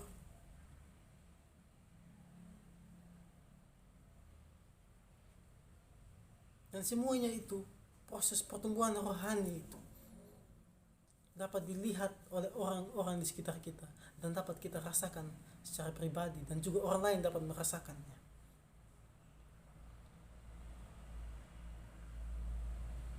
Sudah dikasih Tuhan, kita masuk pada poin yang ketiga. Tanda yang lain itu supaya kita terus mengalami pertumbuhan rohani. Yang pertama dan kedua telah jelaskan bahwa yang pertama kita harus tinggal menerima Kristus dan tinggal dalam Dia. Yang kedua, kita harus melewati suatu proses bersama Tuhan. Proses berakar, bertumbuh, dibangun, bertambah teguh, hidup di dalam pengenalan firman, hidup dalam pengenalan pengajaran firman yang benar, dan terus mengucap syukur. Dan yang ketiga di sini kita akan melihat aspek yang ketiga dari pertumbuhan rohani yang tidak bisa kita abaikan, yaitu memiliki waspada terhadap filsafat dunia. Memiliki tanda yang lain adalah memiliki kewaspadaan terhadap filsafat dunia. Atau kita harus berhati-hati terhadap segala pengajaran-pengajaran yang tidak berdasarkan kebenaran firman Tuhan. Jangan kita sembarang mengadopsi segala pengajaran-pengajaran, tapi kita harus berhati-hati. Memiliki kewaspadaan terhadap filsafat dunia. Ayat 8 bacaan kita, hati-hatilah supaya jangan ada yang menawan kamu dengan filsafatnya yang kosong dan palsu menurut ajaran turun-temurun dan roh-roh dunia, tetapi tidak menurut Kristus. Nah, saudaraku yang terkasih dalam Tuhan kita Yesus Kristus, di sini kita melihat bahwa Paulus dengan telak menyinggung mengenai pengajaran-pengajaran filsafat dunia, yaitu pengajaran-pengajaran yang diberitakan oleh guru-guru palsu, yaitu pengajaran sinkretisme. Karena itu karena apa? Karena Paulus sadar akan bahaya yang satu ini. Paulus menyinggung tentang filsafat dunia ini. Karena itu ia melanjutkan nasihatnya dengan menjelaskan tanda yang kelima dari sebuah pertumbuhan rohani, yaitu memiliki kewaspadaan. Untuk terus mengenai pertumbuhan rohani, kita harus memiliki kewaspadaan. Dikatakan, hati-hatilah supaya jangan ada seorang pun yang menawan kamu melalui filsafatnya yang hampa dan palsu. Kata menawan memiliki pengertian memperdaya, menghasut, dan meracuni. Dari sini kita mendapatkan suatu pemahaman bahwa orang-orang yang tengah mengalami proses pertumbuhan, yang tengah berada dalam proses pertumbuhan, sejatinya ia perlu selalu berhati-hati. Harus selalu berhati-hati agar dirinya tidak mudah diperdaya, tidak mudah dihasut atau diracuni oleh filsafat dunia yang kosong dan palsu. Pertanyaannya, mengapa kita harus berhati-hati terhadap ajaran filsafat dunia? Mengapa Paulus katakan berhati-hatilah supaya jangan ada menawan kamu dengan filsafat yang kosong dan palsu? Mengapa? Kita melihat alasan yang pertama, karena pengajaran mereka dikatakan dengan tegas, Paulus katakan kosong dan palsu. Dikatakan kosong dan palsu karena sumber dari ajaran sinkretisme ini adalah ajaran turun-temurun, tradisi manusia. Mereka memberitakan suatu pengajaran berdasarkan prinsip supranatural yang melibatkan roh-roh dunia, melibatkan berbagai pengajaran agama-agama lainnya, dan bukan merupakan suatu pengajaran firman Tuhan yang murni. Sudah saya jelaskan di awal seperti apa pengajaran sinkretisme itu dan apa bahayanya. Maka inilah yang harus menjadi perhatian setiap orang yang sedang mengalami pertumbuhan rohani. Harus berhati-hati terhadap pengajaran dunia, pengajaran filsafat dunia. Alasan yang kedua, mengapa harus berhati-hati? Pengajaran mereka, pengajaran sinkretisme ini kelihatannya benar dan dapat diterima. Mereka memberikan suatu penalaran yang masuk akal. Penalaran mereka, penjelasan mereka masuk akal, akan tetapi palsu. Tetapi pengajaran mereka itu palsu. Ingat bahwa tujuan utama ajaran sinkretisme ini yaitu ingin meruntuhkan Kristus sebagai inti dan dasar dari iman Kristen. Maka segala hal yang diajarkan oleh ajaran sinkretisme merupakan ajaran yang bertentangan dengan inti dan dasar dari iman Kristen, yaitu Yesus Kristus sendiri. Lantas apakah semua pengajaran filsafat itu harus kita tolak?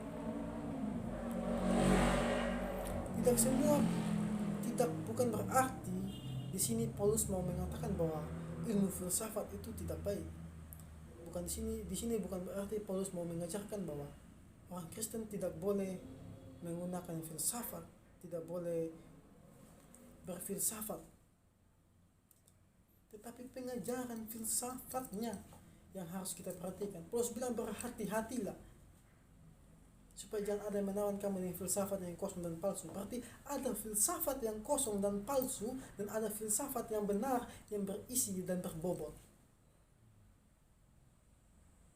Berarti ada filsafat yang kosong dan palsu, dan filsafat yang demikian inilah filsafat yang harus kita hati-hati. Nah, ini merupakan tantangan bagi kita saat ini.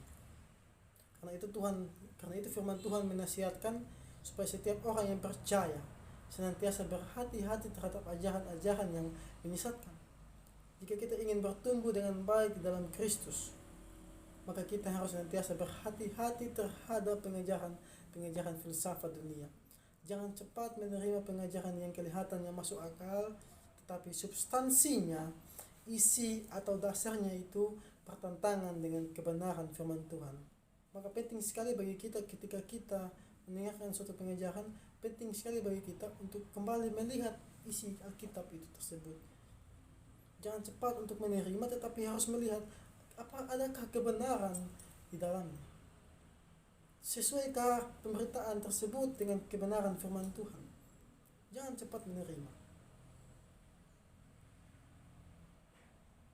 Pertumbuhan rohani saya dan saudara bukan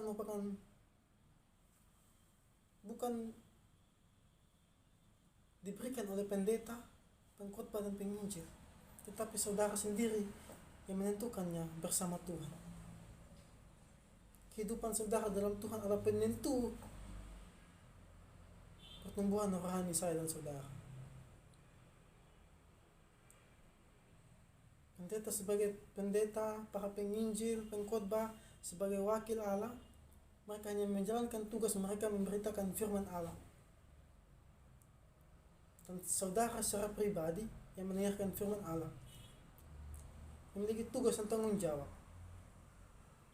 untuk memanifestasikan firman itu dalam kehidupan saudara. Untuk menilik, menguji firman itu bahkan. Bukan hanya menerima saja, tetapi saudara juga harus menilik dan menguji iman firman Tuhan yang disampaikan itu. Karena pada saat ini ada pula serigala-serigala di tengah-tengah domba. Jadi saudara dikasihi oleh Tuhan, bukan berarti ketika kita berada dalam Tuhan, tinggal di dalam Dia, mengalami proses pertumbuhan rohani, bukan berarti kita jauh dari berbagai pencobaan-pencobaan yang akan dibuat oleh iblis.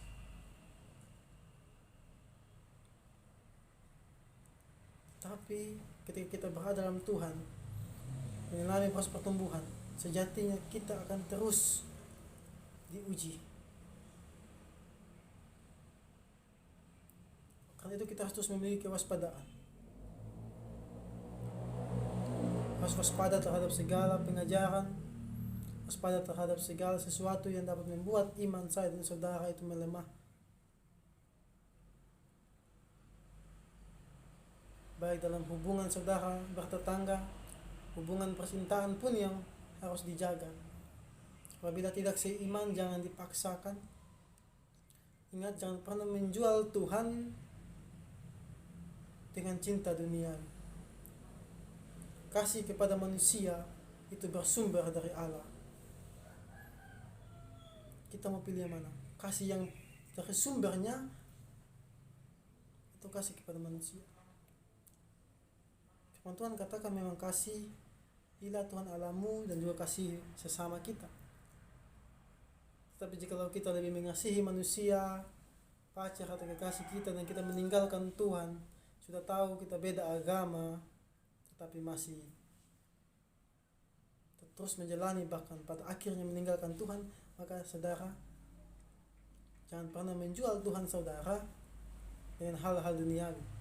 Maka itu kembali saya katakan bahwa ketika kita ingin memiliki komitmen untuk bertumbuh dalam Tuhan, maka kita harus berkomitmen meninggalkan kehidupan duniawi kita, meninggalkan kehidupan yang memang bertentangan dengan apa yang Tuhan mau. Kita harus hidup sesuai dengan apa yang Tuhan kehendaki, bukan dengan apa yang kita kehendaki. Jangan paksakan Tuhan untuk menuruti keinginan kita, kehendak kita. Terkadang kita memaksakan, Tuhan harus ikut kehendak saya, tapi kita tidak mau mengikuti kehendak Tuhan, tidak mau mengikuti keinginan Tuhan dalam kehidupan kita. Itu saudara dikasihi Tuhan, ketika kita orang percaya yang sedang mengalami pertumbuhan rohani, untuk terus bertumbuh dalam Tuhan, harus berhati-hati terhadap segala hal yang ada dalam dunia ini, baik dalam relasi dengan sesama, baik dalam pengajaran kita, baik dalam segala aspek kehidupan kita. Harus berhati-hati agar kita tidak ditawan oleh dunia ini, tetapi kita harus senantiasa berada dalam Tuhan, tertawan di dalam kasih Tuhan.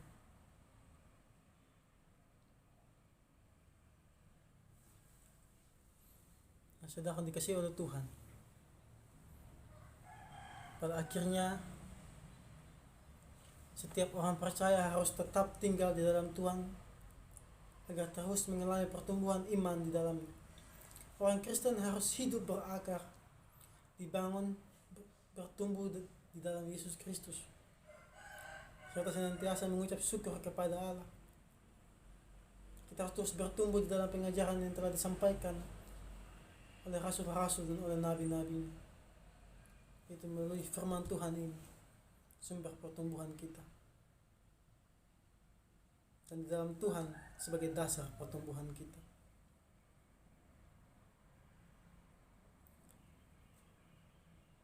Kita dapat bertumbuh dalam Kristus apabila kita tetap tinggal di dalam Allah. Kita dapat bertumbuh dalam Kristus apabila kita tetap tinggal di dalam pengajaran yang berpusat kepada Kristus sebagai sumber dari kebenaran yang sejati, sebagai inti dan dasar dari iman Kristen itu sendiri. Semua bentuk pengajaran yang dikehendaki Kristus telah tertuang di dalam Alkitab. Alkitab menjadi petunjuk hidup dan pertumbuhan iman kita. Kita tidak perlu filsafat dunia, ajaran turun temur, hal yang berbau mistik termasuk adat istiadat yang bertentangan dengan Alkitab, apalagi penuh dengan nilai-nilai spiritual dan nilai-nilai mistik. Kebenaran sejatinya hanya kita dapatkan di dalam Tuhan kita Yesus Kristus, yang adalah firman yang hidup ini, dan semuanya itu sudah tertuang di dalam Alkitab. Karena itu hal yang paling kuat membentuk pertumbuhan rohani dalam mencapai kedewasaan iman adalah komitmen yang kita buat. Komitmen untuk hidup di dalam Tuhan, tinggal di dalam Dia. Komitmen untuk meninggalkan kehidupan duniawi. Komitmen yang kita buat bisa mengembangkan kita atau bahkan bisa menghancurkan kita. Artinya adalah ketika saudara dan saya memiliki komitmen atau berkomitmen untuk menempatkan diri untuk mengalami pertumbuhan di dalam Tuhan, maka kita pasti akan memacu diri untuk mengalami pertumbuhan itu. Sebaliknya, jika kita menempatkan diri untuk tidak mau bertumbuh di dalam Tuhan, maka itu berarti kita sedang berusaha menghancurkan iman kita. Kita sedang berjalan menuju kematian rohani. Sebab itu setiap orang percaya harus memiliki komitmen. Komitmen untuk menempatkan hidupnya di dalam Tuhan, menerima Tuhan, tinggal di dalam Tuhan, berakar, bertumbuh, bertambah teguh di dalam Tuhan. Dan harus berhati-hati terhadap pengajaran filsafat yang kosong dan palsu.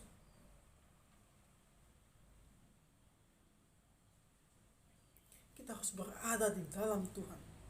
Sebab segala sesuatu yang dilakukan dalam Tuhan tidak ada yang sia-sia.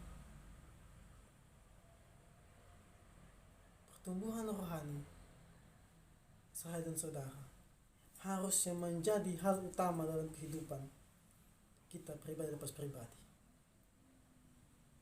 Ingat bahwa hal yang ditambahkan jangan itu yang dicari, tapi hal yang dicari harus kita cari, dan hal yang ditambahkan tinggal kita minta kepada Bapa. Jangan hal yang ditambahkan itu yang kita cari, dan hal yang kita cari itu yang kita minta ditambahkan. Allah bilang, carilah dahulu kerajaan Allah dan kebenarannya, maka semuanya itu akan ditambahkan kepadamu. Artinya yang dicari itu harus kita cari, yang ditambahkan kita minta kepada Bapa, minta kepadanya. Jangan sebaliknya, hal yang dicari kita minta untuk ditambahkan, tetapi hal yang ditambahkan inilah yang kita prioritaskan, yang kita cari. Jangan kita balik. Kiranya saya dan saudara, setiap pribadi yang saat ini sedang mengalami pertumbuhan rohani, kiranya kita terus tetap stay connected dengan Tuhan, kita terus tetap berada di dalam Tuhan, untuk terus mengalami pertumbuhan tersebut. Karena tidak ada pertumbuhan rohani di luar Tuhan. Dan ingatlah bahwa pertumbuhan rohani kita lebih utama dibandingkan pertumbuhan jasmani kita. Artinya jangan kita cuma mengutamakan pertumbuhan jasmani, tetapi pertumbuhan rohani harus menjadi utama kita. Karena manusia hidup bukan hidup hanya untuk makan dan minum, tetapi kita hidup untuk memuliakan Allah. Dan pada saat ini kita sedang hidup untuk memperbaiki diri, untuk kembali kepada Allah yang adalah Bapa kita. Terpujilah nama Tuhan. Amin. Mari kita berdoa, saudara terkasih. Terima kasih Tuhan atas penyertaan dan atas firman yang telah kami dengarkan. Allah Bapa di surga, kami memohon pertolongan-Mu untuk memampukan kami melakukan firman-Mu dalam kehidupan kami hari lepas hari. Terima kasih Tuhan. Amin. Salam. Semoga hari-hari Anda pada saat ini senantiasa menyenangkan dan teruslah berada dalam Tuhan untuk terus mengalami pertumbuhan rohani yang baik dan sehat di dalam Tuhan. Shalom.